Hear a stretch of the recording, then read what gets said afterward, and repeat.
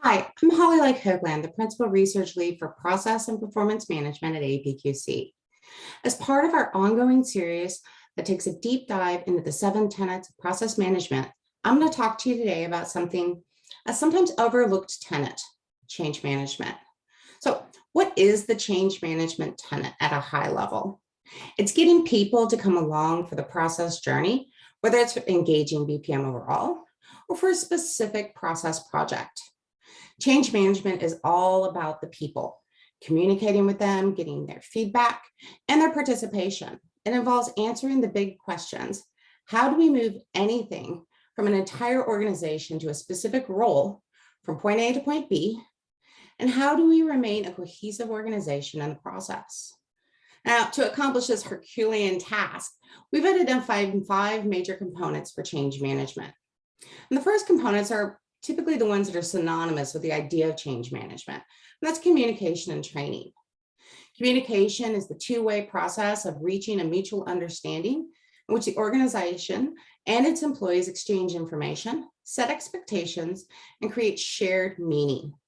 It also refers to the approaches organizations use to convey information, anything from town halls, forums, emails, social media, and gamification.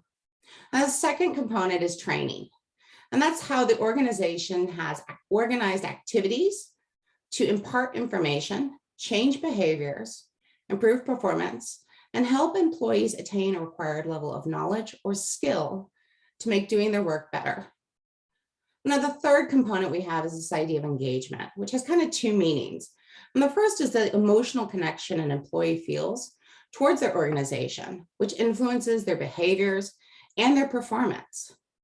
But it also refers to the tactics the organization uses to build trust, set behaviors, and link employees' work to the overall goals and performance. Now, the fourth component is this idea of rewards and recognition, which can include formal and informal incentives used to encourage specific behaviors or performance. And finally, the last component is organizational culture, which is the ingrained social norms and beliefs of the organization. It's comprised of the values, belief systems, leadership styles, collective unspoken assumptions, stories, rituals, as well as the character and orientation of the organization. Culture plays a big role in understanding what works best. And in some cases, what may actually need to be shifted in these factors to make a change last. So those are kind of how we perceive the idea of change management as one of the tenets. But the big question is, so what? Why is change management so important? Process work is ultimately people work because it changes how people do their work, whether it's a new step in the process, a new system they have to adopt, new rules for how they execute things, or even if the process itself is being outsourced or automated. This changes how people are going to execute what they do on a daily basis. And change can be incredibly emotional. Some people consider, critique of the process as a critique of themselves, either because they feel that it relates back to how well they do their jobs, or in some cases, because they've helped craft those current approaches to how work is getting executed. And without addressing these people aspects and managing the change, organizations take a lot of risks, particularly around the idea of resistance and ultimately reverting back to the way things were once the project's closed out. Without good change management, employees can miss out on the reasons why they should be changing their behaviors, how they should be changing their behaviors, as well as really digging into that kind of adoption and buy-in. Because without those, like I said, it goes back to reducing the sustainability of any of the changes that you've tried to implement. Now, a lot of that seems kind of simple, understanding the idea that we need to engage people in the process as things are changing, and really kind of digging into making sure that people understand and are taken along for the journey. But why and where do organizations tend to go wrong in this idea of change management? Is they kind of rely on what I always like to refer to as the usual suspects. So they really focus on getting buy-in and focusing a lot of those change efforts on leadership. Their communications typically tend to be one-way push communications. And they tend to do the training, mostly focused on what's different rather than on why things are going to happen, what behaviors are new, or what people are going to emotionally expect through these changes. And all of this is that organizations typically do what I like to call the check the box change management.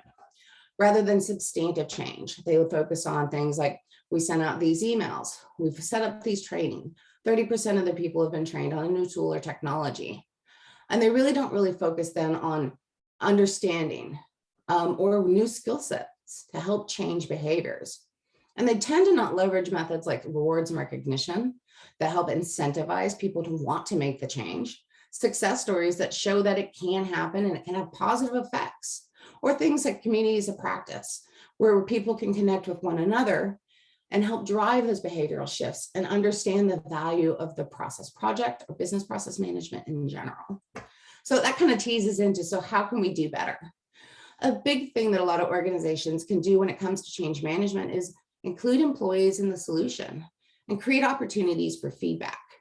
Again, this helps employees feel that they play a big part in the change, which ultimately increases buy-in and adoption. And we kind of talked about this a little bit before when we were talking about process improvement, that organizations really kind of have to go to a place of empowerment for employees to really get them to dig in and make those changes. So while organizations tend to use those traditional engagement factors, communication, leadership buy-in, as well as communication, they often overlook a lot of those ones that drive new behaviors. And what we found in our research on change management best practices is that when programs include training people on how to make the change, as well as including those formal and informal incentives and recognition for making the change, they tend to have a lot better results. So the key is to engage people early and often, and ultimately empower employees to be a part of that change. And this means creating methods for employees to suggest needed changes, give them time and incentive for finding better ways to execute their work.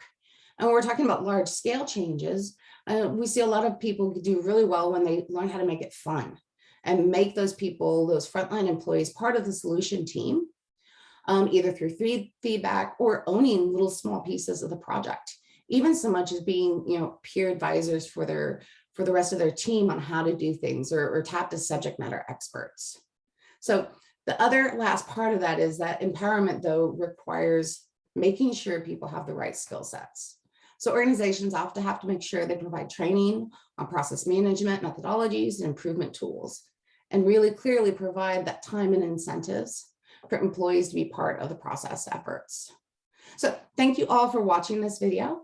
As mentioned, this is a part of an ongoing series where we dig deeper into each of the tenets via research, client engagements, blogs, podcasts, and other collaborative engagements. So if you have any questions, please feel free to contact us at any time. Thank you all. Have a great day.